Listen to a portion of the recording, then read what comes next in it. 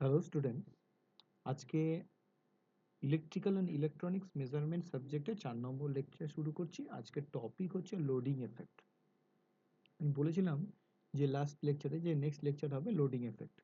Loading effect কথাটার অর্থ হচ্ছে তুমি যখন কোনো একটা ইনস্ট্রুমেন্টকে সার্কিটে কানেক্ট করছো টু মেজার সাম প্যারামিটার, তখন সেই ইনস্ট্রুমেন্টের একটা এফেক্ট ওই সার্কিটে পড়বে। সেই এফেক্টের জন্য আমরা যে রেজাল্ট পাবো, সেই রেজাল্টটাতে কি এরর আসবে এবং সেই ইনস্ট্রুমেন্টটায় যদি ওই লোডিং এফেক্টটা না থাকতো তার রেসপেক্টে কতটা চেঞ্জেস আসছে সেটা স্টাডি করব। তাহলে প্রথমে আসা যাক যে লোডিং এফেক্ট কি কি টাইপের হতে পারে। শান্ট কানেক্টেড ইনস্ট্রুমেন্টের ক্ষেত্রে হতে পারে, আর একটা হতে পারে সিরিজ কানেক্টেড ইনস্ট্রুমেন্টের ক্ষেত্রে। খুব ছোট্ট একটা লেকচার, এই লেকচারটা আজকে আমরা স্টাডি করব। প্রথম হচ্ছে গিয়ে শান্ট কানেক্টেড এর ক্ষেত্রে আলোচনাটা কার ক্ষেত্রে হতে পারে। প্রথমত যে কোনো কমপ্লেক্স সার্কিটকে আমরা একটা সিম্পলিফাইড সার্কিটে কনভার্ট করব। সিম্পলিফাইড সার্কিটে কনভার্ট করার জন্য থেভেনিন ইকুইভ্যালেন্ট সার্কিটটাকে আমরা কনসিডার করেছি। তাহলে থেভেনিন ইকুইভ্যালেন্ট সার্কিটের ক্ষেত্রে আমরা জানি একটা ভোল্টেজ সোর্স থাকবে, এটা হচ্ছে সেই ভোল্টেজ সোর্স, এবং তার সঙ্গে সিরিজে কানেক্টেড হবে তোমার সেই সার্কিটটার ইন্টারনাল ইম্পিডেন্সেস। এখানে আমরা এসি হিসাবে সোর্সটাকে টিয়ালি করছি, সেই জন্য থেভেনিন ভোল্টেজ সোর্সের সঙ্গে ইম্পিডেন্স হিসাবে আমরা শো করছি রেজিস্ট্যান্স নয়। এটা হলো তোমার সার্কিট। এইবার ধরো এই সার্কিটের এটার ভ্যালু হচ্ছে গিয়ে এই যে ইম্পিডেন্স যেটা বলা হয়েছে আউটপুট ইম্পিডেন্স বা হোয়াট এভার, যে টোটাল সার্কিটে যে ইম্পিডেন্স থাকে বা থেভেনিন ইকুইভ্যালেন্ট ইম্পিডেন্স যেটা আছে সেটার ভ্যালু হচ্ছে Z0, তুমি জানো। আর থেভেনিন ভোল্টেজ যেটা দেওয়া আছে সেই ভোল্টেজটার ভ্যালু এখানে বলা নেই, কিন্তু আমি বলে দিলাম এই ভ্যালুটা হচ্ছে গিয়ে E0। এইবার এই দুটো টার্মিনালের এগেনস্টে তোমাকে বলা হলো what will be the voltage. আমরা জানি যে এই ভোল্টেজ সোর্সের সঙ্গে একটা ইম্পিডেন্স কানেক্টেড আছে, আর এই দুটো টার্মিনালের অ্যাক্রসে ভোল্টেজ মেজার করলে এই ভোল্টেজটাই আমরা পাবো আউটপুটে, এবং এটাই হবে আমার volt voltage across this terminal. এই ভোল্টেজটা আমরা ওপেন সার্কিট ভোল্টেজ বলতে পারি বা থেভেনিন ভোল্টেজও বলতে পারি। এইবার প্রশ্ন হচ্ছে এই জায়গায় যে ভোল্টেজটা মেজার করলাম সেটা কি দিয়ে মেজার করেছি।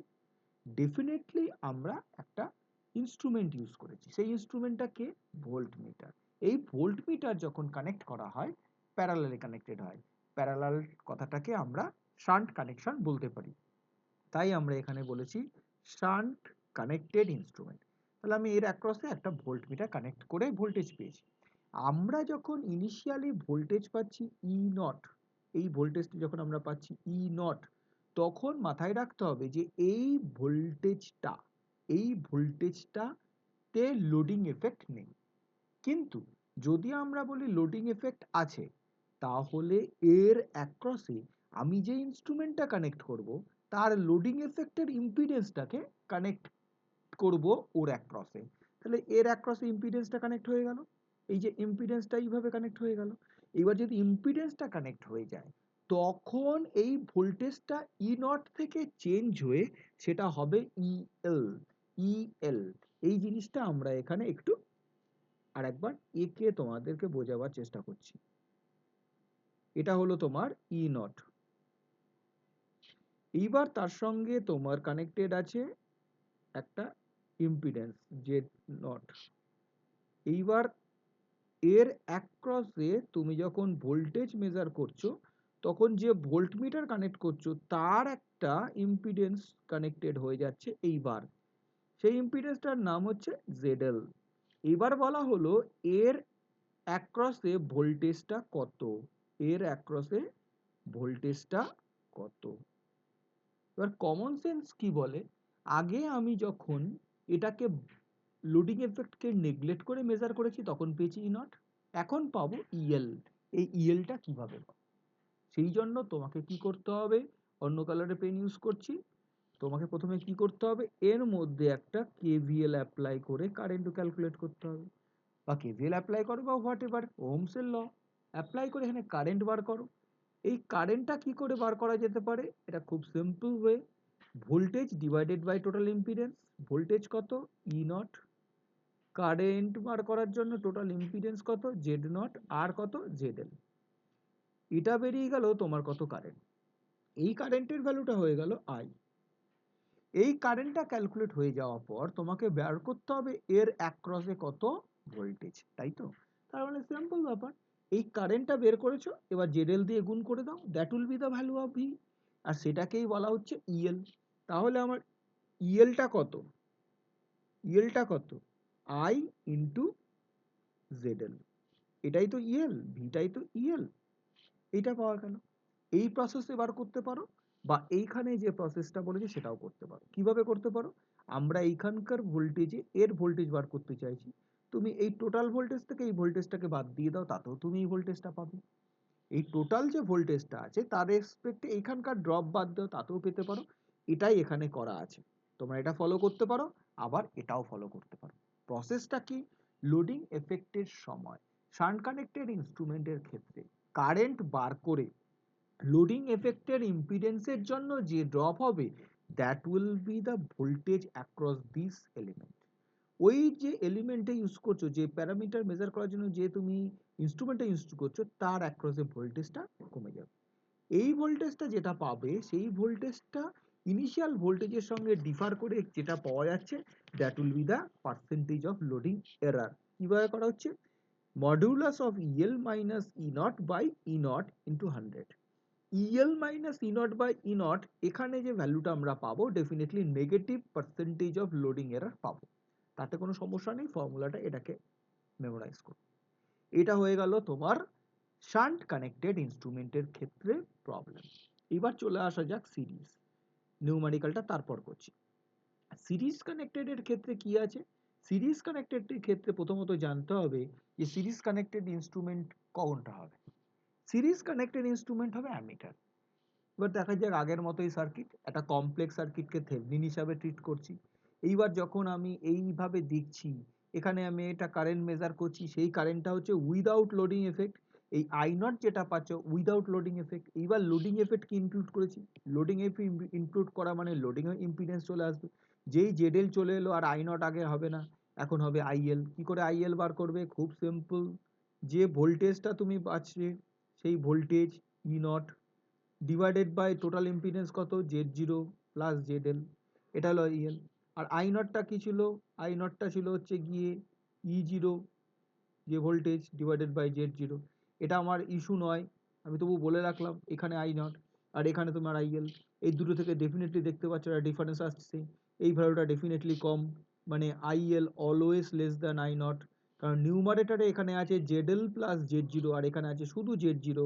অতএব তুমি এখানে ডেফিনেটলি দেখতে পাচ্ছ যে কারেন্টের ভ্যালু কমে যাচ্ছে। এবার কতটা কমছে? IL minus I zero by I zero into 100 করে দাও, that will be the loading error.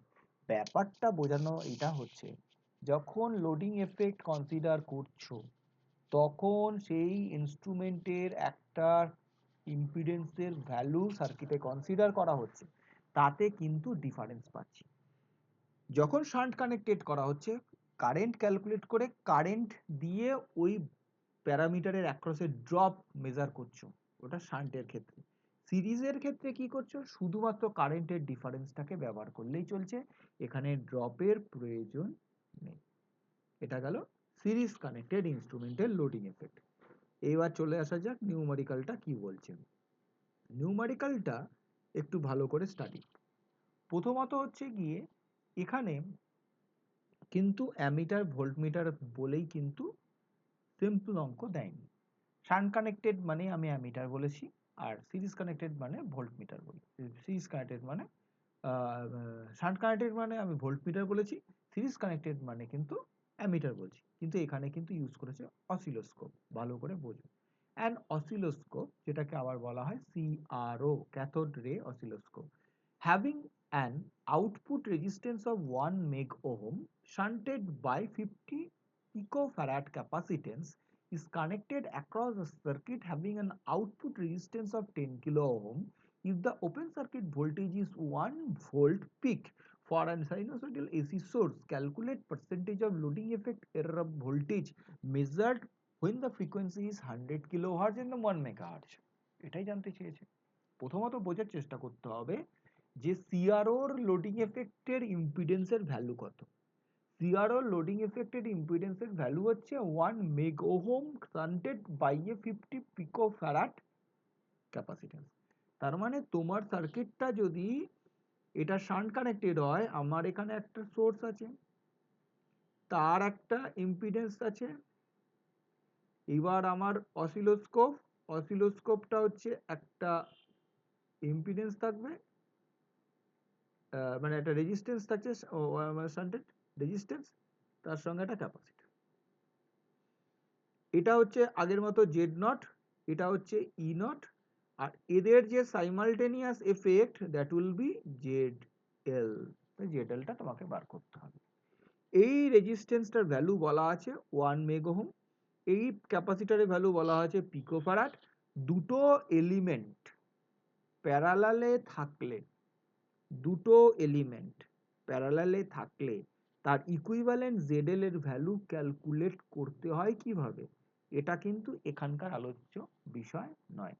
খুব ভালো করে বুঝবে, এটা আলোচ্য বিষয় না, এটা নিজেরা চেষ্টা করবে। কিন্তু হাউ টু ক্যালকুলেট জেডএল যদি মনে করো, তার জন্য এসি ফান্ডামেন্টালটা একটু দেখে নিতে হবে। ওকে, আচ্ছা, জেডএল ক্যালকুলেট করলে same way you calculate the value of I L, যে কারেন্টটা ফ্লো হচ্ছে, সেই কারেন্টটার জন্য এর অ্যাক্রসে যে ড্রপ হচ্ছে, that will give you the value of loading effect. এবার প্রশ্ন হচ্ছে দুখানা হার্জে কেন? ডেফিনেটলি এটা পিকোফ্যারাডে দেওয়া আছে। You have to convert this capacitance 50 picofarad for the 100 kilohertz, what will be the value of xc, and for the 1 megahertz what will be the value of xc once again. দুটো কেসে তোমার রেজিস্ট্যান্সের সঙ্গে reactance হিসাবে capacitive রিঅ্যাক্ট্যান্সের value দুটোবার দুরকম হবে, এবং তার ফলে লোডিং এফেক্ট আলাদা হবে, তার ফলে তুমি এরর আলাদা আলাদা পাবে। এইটা এখানে প্রসেস সেম ওয়েতে করা হয়েছে। দেখা যাক কি হয়েছে। ফার্স্ট অফ অল তুমি এখানে জেডএল বার করেছো, ইএলটা আমরা এখানে ক্যালকুলেট করেছি লোডিং এফেক্ট। ইএলটা ওরা যেভাবে ক্যালকুলেট করেছে আমি বলবো ওভাবে ক্যালকুলেট করো না, সিম্পল ওয়েতে কারেন্ট ক্যালকুলেট করে নিয়ে ইএল ক্যালকুলেট করো, ওটাও বললে বেটার হয়, আর আদারওয়াইজ এটাও ফলো করতে পারো। Same way for the 100 kilohertz, তারপরে হচ্ছে 1 মেগাহার্টজে ক্যালকুলেট করে ছেড়ে দেওয়া হয়েছে। আর সিরিজ কানেক্টেডের ক্ষেত্রে এখানে নিউমারিক্যাল নেই। নেক্সট লেকচারে আমার এই পার্টে অনেক কিছু বাকি রয়েছে, সেখানে আমি আরো ডিটেলস আলোচনায় আসবো। মাথায় রাখবে লেকচারগুলো একটু হয়তো অনেক ক্ষেত্রে ফাস্ট পড়ানো হচ্ছে, শর্ট করার জন্য, সময় বাঁচাবার জন্য লেকচারগুলোকে পজ করে ভালো করে বোঝার চেষ্টা করবে। কোশ্চেন থাকলে কমেন্ট সেকশনে জানাবে। নিজেরা পড়ো, বন্ধুদের সঙ্গে শেয়ার করো, যাতে সবার মধ্যেই নলেজটা ছড়িয়ে পড়ে। Thank you.